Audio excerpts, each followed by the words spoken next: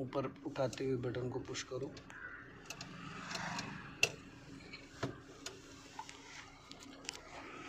Hello दोस्तों, good morning. My self Rahul from Lucknow. Welcome to my YouTube channel. दोस्तों, आप सब कैसे हैं? दोस्तों, अगर आप मेरे चैनल पे नए हैं तो रेड बटन दबा के चैनल सब्सक्राइब कर लीजिए, बेल आइकन दबा के नोटिफिकेशन ऑन कर लीजिए, ताकि जो भी वीडियो मैं अपडेट करूं उसका नोटिफिकेशन आपको हर दिन मिल सके।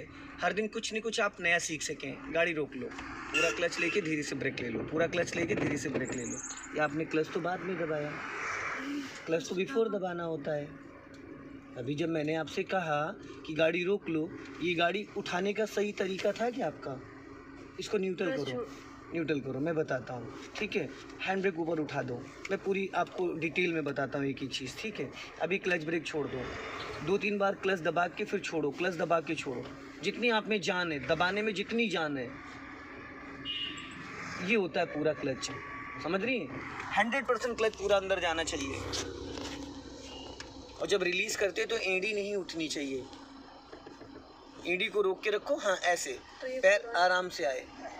और हाफ क्लच पे ही गाड़ी मूव करती है। दबाने के लिए पूरा क्लच है, जब आप रिलीज़ करोगे तो हाफ क्लच पे ही गाड़ी मूव कर जाती है। जब अभी आपने गाड़ी बढ़ाई थी तो क्या आपने राइट का सिग्नल दिया था? क्यों नहीं दिया? पीछे वाले को ये चीज़ कैसे पता चलेगी कि भाई गाड़ी चल रही है, खड़ी है? और गाड़ी उठाते टाइम क्या हमें एक्सीलेटर की नीड थी? नहीं। फिर क्यों दिया आपने एक्सीलेटर? क्योंकि एक्सीलेटर की ज़रूरत ही नहीं। सबसे ताकतवर गियर कौन सा होता है? तो फिर फर्स्ट गियर में इतनी ताकत होती है कि गाड़ी में 4-5 लोग बैठे हैं और स्लोपिंग पे अगर आपको चढ़ाना है ना तो भी चढ़ जाएगी। अभी राइट का सिग्नल दो। अब हैंड ब्रेक अनलॉक करो, इस बटन को दबाते हुए ऊपर उठा के फिर नीचे ले जाओ। छोड़ देना। हाँ, क्लच का भी कोई रोल ही नहीं है।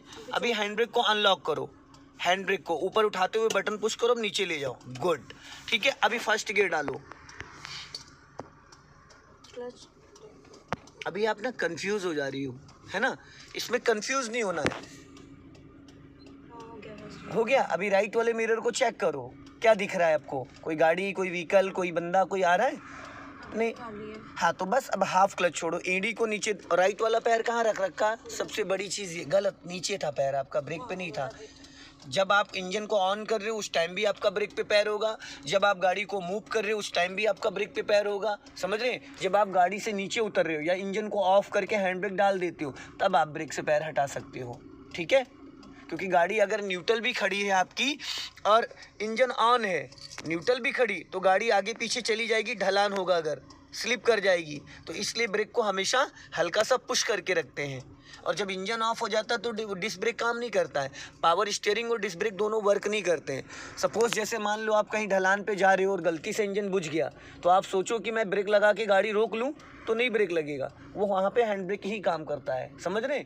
चलो, अभी हाफ क्लच छोड़ो, फुल नहीं, हाफ। ये होता है हाफ क्लच। फिर गाड़ी को स्टॉप करो, पूरा क्लच लेके धीरे से ब्रेक, ब्रेक एकदम लाइटली, झटका ना लगे। गुड, झटका लगा? नहीं लगना चाहिए था। ये पता क्यों हो रहा है? ये जो आपको पैरों का वो जो फील है, अब देखो आपने झटके से क्लच छोड़ दिया जिसकी वजह से इंजन बुझ गया। इसको क्यों छेड़ रही हो? इसको आपने क्यों छेड़ा बताओ? गियर को क्यों छेड़ा? अभी तो मैंने न्यूट्रल किया। क्यों न्यूट्रल किया? वही हुआ है, वही तो पूछ रहा हूँ, वाई किस लिए किया? खड़ी हो गई है ना गाड़ी। तो आपको कौन से गियर में गाड़ी वापस बढ़ाना था? तो फर्स्ट में जब ऑलरेडी थी और फर्स्ट में जाना था तो उसको न्यूट्रल करना ज़रूरी था। जब बिना गियर न्यूट्रल करे गाड़ी स्टार्ट हो जाती तो फिर क्या न्यूट्रल करना ज़रूरी था?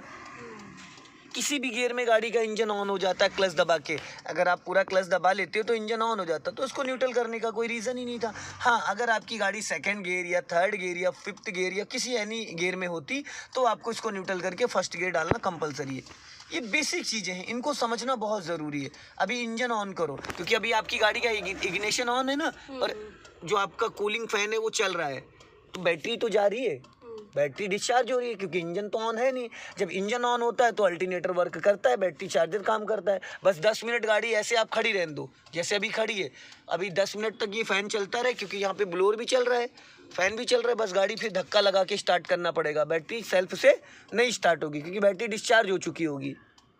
क्योंकि जो ये ब्लोअर है एसी का और जो ये कूलिंग फ़ैन है ये बहुत ज़्यादा लाइट खींचता है। चलो स्टार्ट करो, क्लच दबा के, हो गई। अभी पहला गियर डालो और हाफ क्लच पे गाड़ी उठाना, ब्रेक दबा नहीं होना चाहिए, ब्रेक पे सही से कल बताया था ना कैसे पैर रखने हैं, कल कुछ बताया था मैंने आपको पैरों में कैसे गैप रखना है। हाँ तो वो फिर वो पैर कैसे मूव करेगा। चलो जाओ धीरे से बढ़ाओ, बस हाफ क्लच। हाँ ये होता है हाफ क्लच। अभी पूरा क्लच रिलीज कर दो। देखो हवा में एड़ी आ रही है आपकी, एड़ी को नीचे दबा के रखना है, पंजे को ऊपर आने देना है, समझ रहे हैं। और आप ऐसे पैर उठा रहे हो, ऐसे करके पूरा पैर उठा रहे हो, जिसकी वजह से क्लच ज़्यादा छूट जा रहा है। फिर वापस पूरा क्लच दबाओ।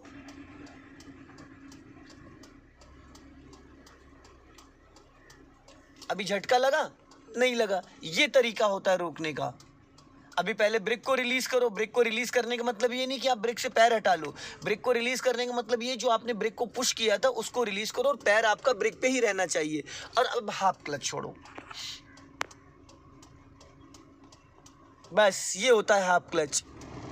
गाड़ी बढ़ गई, लेफ्ट आओ हल्का।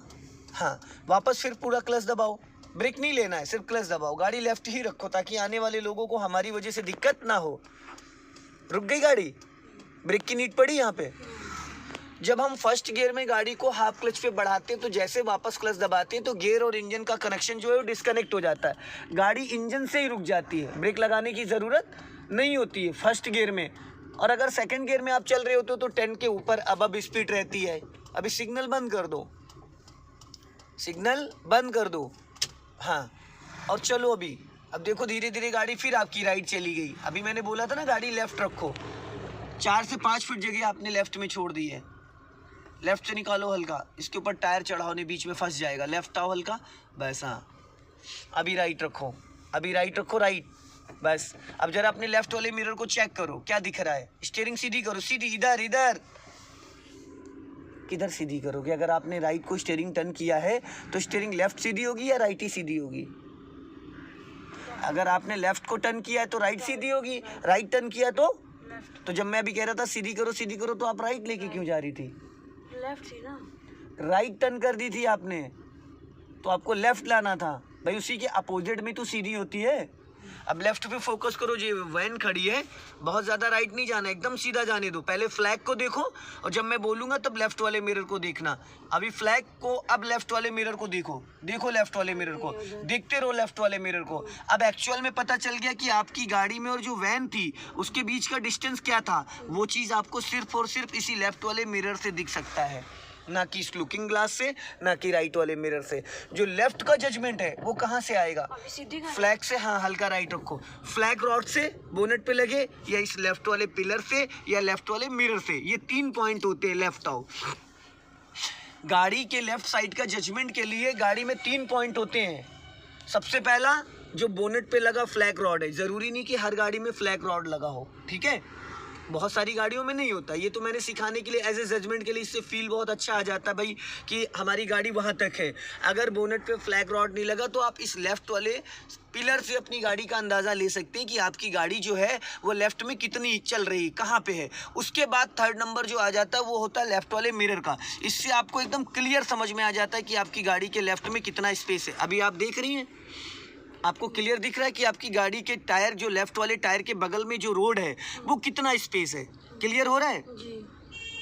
अब ये चीज़ आपको क्या राइट वाले मिरर से दिख जाएगी? नहीं दिखेगी। राइट साइड मिरर के राइट ही का दिखेगा, क्योंकि राइट में जो लोग आ रहे हैं उनके लिए आपने स्पेस छोड़ रखा। तो हमें बचाना राइट में या लेफ्ट में? राइट। लेफ्ट में बचाना है। राइट से निकल रही है। नहीं, मेरे कहने का मतलब नहीं समझी। अभी आपको अपनी साइड कौन सी बचानी, लेफ्ट या राइट? अभी तो मतलब ऐसा लेफ्ट बचाना है, क्योंकि लेफ्ट अगर नहीं बचाओगे तो गाड़ी रोड से नीचे उतर जाएगी, पेड़ में टकरा जाएगी। राइट में तो आपने ऑलरेडी इतना स्पेस छोड़ रखा है 10 से 15 फीट का कि पीछे से अगर ट्रक भी आता है तो वो बिना हॉर्न दिए आपको निकाल सकता है, इतना स्पेस है। तो उसके लिए थोड़ा सा आपको समझना पड़ेगा, इस लेफ्ट वाले मिरर को बार बार रिकॉल करना पड़ेगा। बहुत सारे लोग हैं वो कहते हैं मुझे लेफ्ट का जजमेंट नहीं आ रहा है, मुझे लेफ्ट का समझ भी नहीं आता है कि लेफ्ट वाला टायर मेरा किस पॉइंट पे चल रहा है। तो दोस्तों, जब आप लेफ्ट वाले मिरर को अपनी हाइट के अकॉर्डिंग, ड्राइविंग सीट के अकॉर्डिंग आपको उसको एडजस्ट करना पड़ेगा। एडजस्ट करने के लिए ये माउस होता है, ये जो माउस है इससे आप अपनी साइड मिरर को एडजस्ट कर सकते हैं, जैसे भी आपको एडजस्ट करना है। तो इससे आपको गाड़ी, कुछ लोगों को यही नहीं पता है, वो पूरी रोड देखने लगते हैं। जो भी आप मिरर सेट करेंगे उसमें आपकी गाड़ी का भी हिस्सा दिखना चाहिए। जैसे अभी मेरे साइड मिरर में देखो, मैं भी दिख रहा हूँ हल्का सा, और मेरी गाड़ी का पिछला डोर भी दिख रहा है। हमें पूरा रोड, कुछ लोग ऐसे इसको सेट कर देते हैं ऐसे, तो ये गलत है। ऐसे नहीं, हमेशा ऐसे रहना चाहिए। देखो दिख रहा है तुम्हें प्रॉपर? नहीं दिख रहा है अभी, थोड़ा नीचे, अब थोड़ा और, अब बस। अब दिख रहा है। तो अपनी वो ड्राइविंग सीट के हिसाब से आपको एडजस्ट करना है, जो ड्राइव कर रहा है, जो सीख रहा है उसके अकॉर्डिंग। और ये जो लुकिंग ग्लास है, इसका भी बहुत बड़ा रोल होता है। इसमें आपको बैक साइड पूरा नज़र आ जाता है कि आपकी गाड़ी के पीछे का अंदाज़ा क्या है। कुछ लोग ये लेफ़्ट वाला मिरर नहीं ओपन करते हैं, पूरी गाड़ी इसी से कंट्रोल कर लेते हैं। तो उससे क्या होगा, जो आपको अभी गाड़ी के जस्ट लेफ़्ट का नज़र आ रहा है ना, 4 से 5 फीट का, वो चीज़ आपको इसमें नहीं दिखेगी, बट इसमें गाड़ी के पीछे का दिखेगा आपको, पूरी डिग्गी के बैक साइड का। तो कई बार ऐसा होता है कि हमारे लेफ़्ट से कोई बाइक वाला या साइकिल वाला कोई बंदा सट के चल रहा होता है, और इसको हम अगर ऑफ़ करके रखते हैं ऐसे, तो हमें ये नहीं पता चलेगा कि हमारी गाड़ी के लेफ़्ट में कौन है। क्योंकि जहाँ पे ये साइड मिरर है, इस साइड मिरर से और गाड़ी के बैक साइड का जो गाड़ी के पीछे हाइट है, वो करीब करीब 5.5 से 6 फीट की, करीब 6 फीट समथिंग है इस मिरर से, और गाड़ी जो पीछे हिस्सा है 6 से 7 फीट के आसपास है। तो वो चीज़ हमें कैसे समझ में आएगी? बाइक जो है 5 फीट की, 6 फीट की बाइक होती है। अब अगर सटा के बंदा कोई चल रहा है तो हमें समझ में नहीं आएगा। अब लेफ़्ट वाले मिरर में देखेंगे, पीछे से एक वैन निकल रही है, उसके पीछे भी एक गाड़ी थी, तो ये चीज़ बहुत अच्छे से समझ में आ जाता है। अगर आप अपने लेफ़्ट वाले मिरर को बार बार देखने की आदत डाल लेते हैं, तो आपकी गाड़ी लेफ़्ट में कभी भी नहीं टकराएगी, लेफ़्ट में रोड से नीचे नहीं उतरेगी। ये छोटी छोटी जो बारीकियाँ हैं, हल्का लेफ़्ट आ जाओ, ज़्यादा राइट जा रही हो। अब ये चीज़ देखो, यहाँ से इस मिरर को देखने से ये पता चल रहा है कि हमारी गाड़ी के लेफ़्ट में कितना स्पेस है, कितनी गाड़ी हम और लेफ्ट दबा सकते हैं। अब राइट में बैठे हैं तो राइट साइड का मिरर बहुत अच्छे से समझ में आता है, दिखता है कि राइट में हमारे कितनी जगह, और ड्राइविंग सीट पे बैठे हैं राइट में, तो हमें ये भी समझ में आता है कि राइट में बैठ के राइट साइड का अंदाज़ा बहुत ईजिली समझ में आ जाता है। लेकिन जब बात आती है लेफ़्ट की, तो हमें यही नहीं पता चलता है कि हमारी गाड़ी का टायर जो है, ये लेफ़्ट वाला, ये कहाँ चल रहा है। अगर आप यहाँ पर देखेंगे तो ये देखिए टायर कहाँ चल रहा है, अभी अगर देखेंगे नज़र आएगा तो ये टायर कहाँ चल रहा है, किस पॉइंट पर चल रहा है, ये अभी कितना स्पेस है। अब ये चीज़ आपको कैसे पता चलेगी ड्राइविंग सीट से? पॉसिबल नहीं है ना। तो आप यहाँ खिड़की से झांक के देख सकते हो, और ना आपको इस साइड का अंदाज़ा हो पाएगा। ये देखो कितना स्पेस है। तो ये चीज़ जो लेफ़्ट साइड की, जो टायर के लेफ़्ट साइड का एरिया है, कितना स्पेस है, वो यहाँ से आपको बहुत अच्छे से समझ में आ सकता है।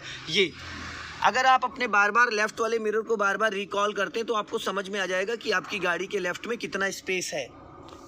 राइट रखो हल्का सा, हाँ। तो दोस्तों, अगर ये वीडियो आपको पसंद आए तो इसे लाइक करें, शेयर करें, कमेंट बॉक्स में ज़रूर बताएं वीडियो कैसा लगा। अगली वीडियो में फिर मिलते हैं। जय हिंद, वंदे मातरम।